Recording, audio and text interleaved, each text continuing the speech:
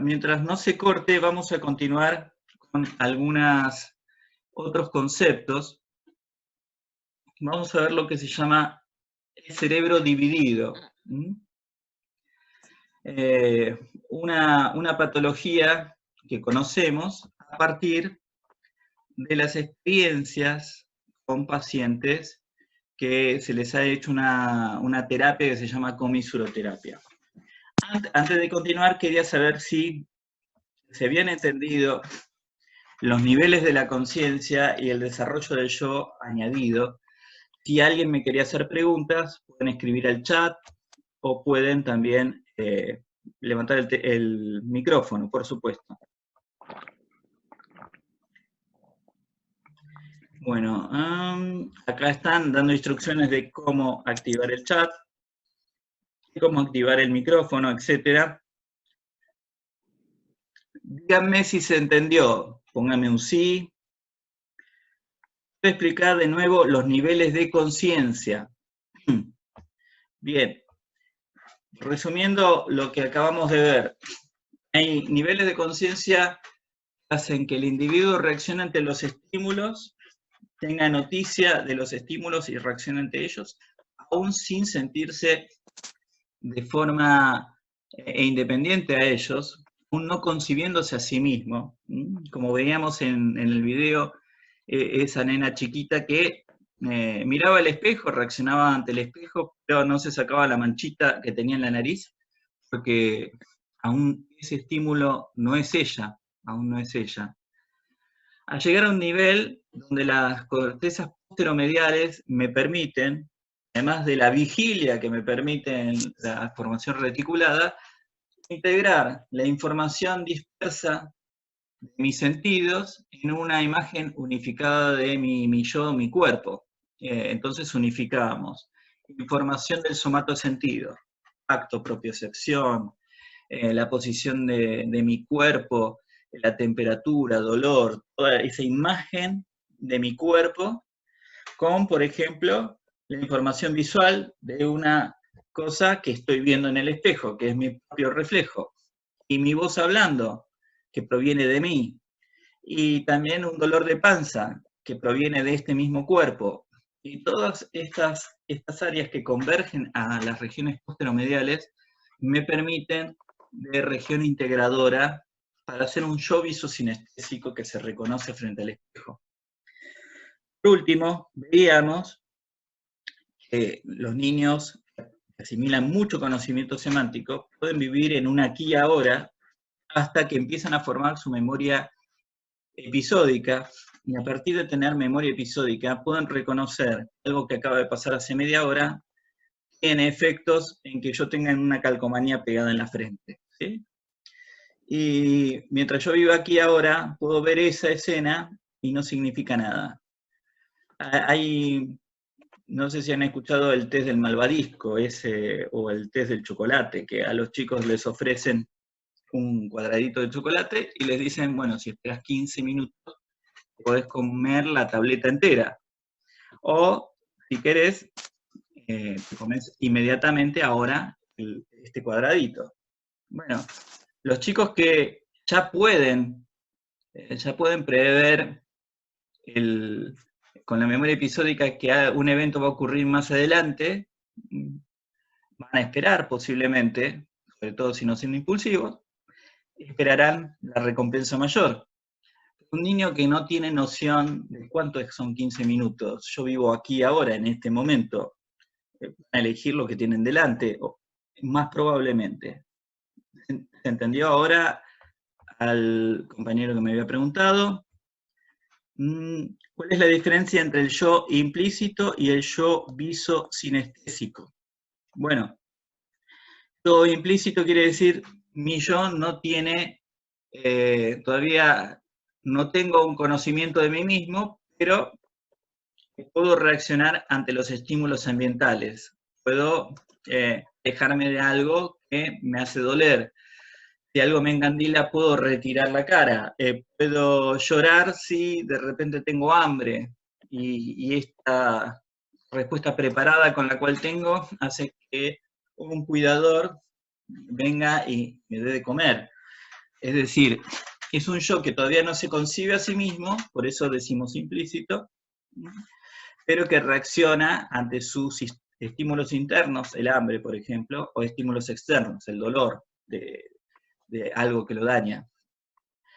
Mientras que el yo visocinestésico me permite reconocerme como un estímulo más dentro de todos los estímulos a los cuales el yo implícito estaba reaccionando antes. Me permite concebirme como una unidad individualizada del resto de los estímulos.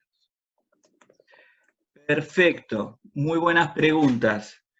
Vamos a ver, entonces, ya que no se nos ha cortado, vamos a continuar con cerebro dividido y conciencia. Bueno, aquí la persona que estamos viendo delante nuestro se llama Gazzaniga. Gazzaniga es un neurocientífico que ha tenido la oportunidad de entrevistar y hacer experimentos con muchas personas con el cerebro dividido. Es uno de los especialistas en el tema y ha desarrollado teorías acerca de la conciencia a partir de sus hallazgos. ¿Por qué se hacen las comisuroterapias? Acá yo les muestro. ¿Se acuerdan las comisuras? Se dice a los tejidos de sustancia blanca que conectan los hemisferios cerebrales. La principal comisura cerebral es el cuerpo calloso, ¿sí? Luego tenemos también otras conexiones más pequeñas, la comisura anterior y la posterior, pero la más relevante es el cuerpo calloso. Ahora, muchos pacientes con epilepsia, en la década del 30, 40, 50, que no reaccionaban a los barbitúricos y las medicaciones que existían en ese momento para tratar la epilepsia, eran muy reactivos a continuar con las crisis tónico-clónicas, donde el paciente pierde la conciencia, se cae al suelo, se golpea, y podía tener muchos de estos episodios. Se buscaba el costo-beneficio de hacer una cirugía como esta versus que el paciente continuara con las crisis. Yo les abrevio. Imagínense que una crisis epiléptica empieza en un foco, en el lóbulo temporal, ¿sí? Y ese foco contagia estas despolarizaciones masivas, asincrónicas, muy sincronizadas de muchas neuronas descargando tétanos de descarga rapidísimos, empieza a contagiar a través del cuerpo calloso a las áreas del otro lado, al hemisferio contralateral, y se empieza a hacer una crisis generalizada. Quiere decir que los dos hemisferios empiezan a despolarizarse de forma masiva y el individuo ahí ya no puede pasar de una crisis, mantener una crisis parcial, y pierde la conciencia, puede caerse, golpearse, lastimarse. Bueno, hay personas que hacían invivible la vida, entonces la solución que se había encontrado era cortar la comisura para este tipo de pacientes e impedir que el foco se expandiera. Entonces quedaba como una crisis parcial. Ahí quedaba como una aura epiléptica, pero no lograba generalizarse, el paciente no perdía la conciencia y mejoraba muchísimo los síntomas. Ahora, había un montonazo de gente anteriormente epiléptica que se había recuperado, que había quedado con auras epilépticos apenas, que no perdía la conciencia, andaba con los dos hemisferios prácticamente divididos. Prácticamente porque no todos se cortaban, no es como los experimentos con animales, que se hicieron cerebros divididos en animales. Acá tenemos la cintilla óptica. La cintilla óptica manda información a ambos hemisferios cuando los ojos están mirando al derecho. todo lo que está a la derecha del ojo izquierdo y el ojo derecho va al hemisferio izquierdo, y todo lo que está a la izquierda del ojo izquierdo y derecho va al hemisferio derecho. Quiere decir que ambos ojos, moviéndose, el lóbulo occipital de los dos hemisferios por separado le manda información más o menos de lo que está ocurriendo, ¿se entiende? Ahora, sin embargo, estos pacientes que habían tenido las comisuroterapias, si bien andaban bastante normal por el mundo, empezaron a presentar algunos efectos secundarios indeseables, empezaron a informar, y Gazzaniga los empieza a estudiar, porque eran cosas que no eran esperadas a la teoría de la época. Les voy a poner un video mientras les cuento un poco de qué se trataba. Ahora vamos a ver un paciente real con comisurioterapia haciendo unas tareas. Mientras tanto les quiero contar qué fallaban estos pacientes. Bueno, de repente un paciente informaba: estoy armando una valija para irme de viaje. Mi mano derecha pone la ropa, pero mi mano izquierda empieza a sacarla. Yo no entiendo lo que está haciendo en mi mano izquierda. Otro paciente informa: yo amo a mi esposa, la estoy por abrazar, y de repente, si bien la abrazo con mi mano derecha, la izquierda le da una trompada en la quijada. Aparece lo que se llama el síndrome de mano ajena. La mano izquierda está haciendo comportamientos extraños, de los cuales el paciente no es consciente. Acá en la imagen estamos viendo la comisuroterapia. En ese corte coronal veíamos cómo el cuerpo calloso está cortado. Y este es Michael Gazzaniga, de joven, que va a hacer un experimento con este paciente. Este paciente que tiene comisuroterapia, se le va a hacer mirar un punto fijo en la pantalla. ¿Para qué? Para que todo lo que esté a la izquierda vaya al hemisferio derecho, y todo lo que esté a la derecha vaya al hemisferio izquierdo. Ahora, le van a presentar dos estímulos de un lado y del otro. El paciente, mientras se le presente del lado izquierdo, del lado derecho, y su hemisferio izquierdo sea capaz de procesar, es capaz de informar lo que está viendo. Cuando se presenta del lado izquierdo y su hemisferio derecho trata de procesarlo, él no es consciente de haber visto nada, pero si lo hacemos dibujar con su mano izquierda, con él cerrando los ojos, es capaz de dibujar pan o cacerola, lo que acaba de ver. Fíjense, si le presentamos simultáneamente dos estímulos, él dice haber visto un neumático. Se le pide que cierre los ojos y dibuje con su mano izquierda. En vez de dibujar un neumático, su hemisferio derecho, que acaba de ver un auto, está dibujando el auto. Cuando se le pregunta, ¿por qué dibujás esto? Bueno, un neumático y un auto es algo parecido. Un neumático va en un auto. Los pacientes empiezan a fabular. Él dice ver un hammer, un martillo. Cerrá los ojos, le dice Gazzaniga. Dibujá con tu mano izquierda. Tu hemisferio derecho, que controla la mano izquierda, está dibujando con mucho detalle. Fíjense, él tiene los ojos cerrados. Miren lo que hace el hemisferio derecho. Mientras él no es consciente de lo que está haciendo, dibuja perfectamente el serrucho que acaba de ver. Y él está asombrado porque yo vi un martillo. ¿Por qué un serrucho? ¿Por qué un serrucho? No lo sé, dice. Muchos pacientes fabulan, bueno, son herramientas, le pifié por poco. Muchos pacientes fabulan lo que está ocurriendo. Acá vemos una variante del mismo experimento, donde el paciente mira ese puntito en el frente. Las imágenes son tactitoscópicas, es decir, aparecen veloces para que si el paciente mueve los ojos de vuelta ya hayan desaparecido, la información haya ido a uno de los dos hemisferios.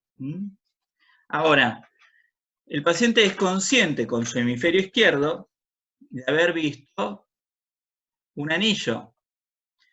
Sin embargo, su mano izquierda va y agarra la llave, que es lo que vio su hemisferio derecho. De forma muy interesante, estos pacientes fabulan, muchas veces fabulan, luego de que ya saben lo que les pasa y tienen una explicación, por ejemplo, una persona como Gazzaniga, ya no fabulan más. Cuando no saben explicarlo, tratan de dar alguna explicación para darle sentido a su experiencia. Dicen, bueno, un anillo está relacionado con una boda. Entonces, yo agarré la llave de la cámara nupcial. Tiene que ver una cosa con la otra. Como el paciente necesita, ante estas anomalías que hace su mano ajena, darle coherencia a su experiencia. En esta, por ejemplo, se le deja que las dos manos indiquen lo que acaba de ver. Piensen que la imagen que tiene delante fue taquitoscópica, desapareció. Él informa verbalmente, con su hemisferio izquierdo, vi una pata de un pollo. Entonces voy a señalar con mi mano derecha, otro lado por el hemisferio izquierdo, la cara de ese pollo. Entonces, su mano izquierda está señalando una pala. Que en el razonamiento que está haciendo el hemisferio derecho, que no es consciente de sí mismo, es consciente del conocimiento. Que tiene conocimiento semántico de que cuando está nevado hay una pala para barrer la nieve. Sin embargo, lo que nos muestran los pacientes con cerebro dividido es que podemos aislar a ese yo implícito que no tiene conciencia de sí mismo, pero reacciona ante los estímulos y puede reconocerlos. Un paciente más, ahora más adelante vamos a ver lenguaje en otra clase. Van a ver que el lenguaje, la mayor parte de las personas está alojado del lado izquierdo. Y muy pocas personas lo tienen bilateralizado. Bueno, Gazzaniga tenía tal casuística de pacientes que le tocó un paciente con cerebro dividido que a su vez tenía bastante desarrollado el lenguaje del lado derecho. ¿Le permitía esto? Bueno, le permitía, por ejemplo, escribir con las dos manos. Con una mano, la mano derecha, conducida por el hemisferio izquierdo, que es el que tiene la conciencia de uno mismo, empieza a relatar por qué él es contador y comenta que es un negocio familiar. Mi papá era contador, mi abuelo era contador, a mí me encantan los números. Su mano izquierda está escribiendo, yo quiero ser corredor de carreras. Un relato completamente anómalo a el relato unificado que tiene su hemisferio izquierdo de quién es él. Bueno, esto está escribiendo con su mano derecha, y cuando lo observa, el paciente se queda perplejo porque nunca se le había ocurrido que quisiera ser un corredor de carreras. Es muy interesante la experiencia con cerebro dividido, primero para entender por qué el síndrome de mano ajena, que es un hemisferio derecho que está reaccionando ante los estímulos y no tiene coherencia porque está desconectado con nuestro yo visocinestésico y simbolizado, que el hemisferio izquierdo nos permite tener, y que da cuenta de que puede existir un yo implícito, reacciona ante los estímulos, que hace tareas complejas como estas que acabo de mostrarles, sin que el individuo pueda dar noticias de lo que está ocurriendo, ni tener conciencia de lo que está ocurriendo. Muy bien. El hemisferio izquierdo resulta un gran intérprete que trata de unificar la experiencia en un yo, teniendo conciencia de nuestro yo. Y muchas veces tenemos que tener presente muchas cosas que realizamos, muchas actitudes que desarrollamos, pueden tener causas muy distintas a las que realmente el hemisferio izquierdo acaba interpretando. ¿Mm? Por ejemplo, ese hombre que eligió la cabeza del gallo y eligió la pala, lo que le contesta a Gazzaniga es, bueno, yo vi la pata de un pollo, elijo la cabeza de un pollo y estoy eligiendo una pala porque en los gallineros suele haber mucha mugre y hay que estar limpiando todo el tiempo. Es decir, a veces hacemos cosas y le damos una interpretación para unificar nuestra experiencia, darnos coherencia, y a veces no tiene nada que ver la explicación que nos damos con las verdaderas motivaciones por las cuales hacemos las cosas que hacemos. Bueno, espero que les haya resultado interesante esta clase y me gustaría que hicieran preguntas. El que quiere puede levantar el micrófono o pueden usar el chat. Pueden preguntar lo que necesiten.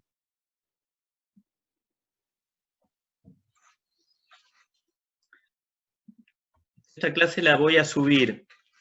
La voy a subir así también la pueden volver a ver si necesitan. Pero son bienvenidas cualquier pregunta que ustedes quieran hacer. ¿Mm?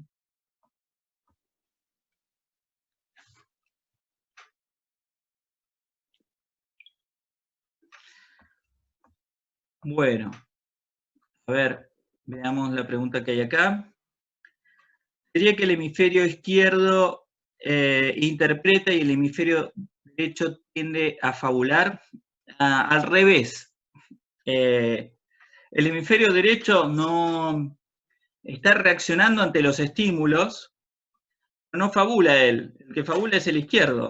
El derecho vio un serrucho y te lo dibuja. No está fabulando nada. El izquierdo es el que está unificando la experiencia y está verbalizando, en todo caso, alguna fabulación de, bueno, los dos son herramientas, tanto el martillo como el serrucho son herramientas.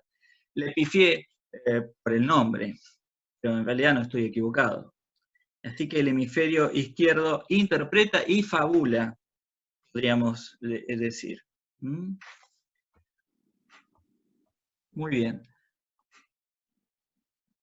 ¿Se entendió? Avísenme. No existe una cura, dice. Bueno,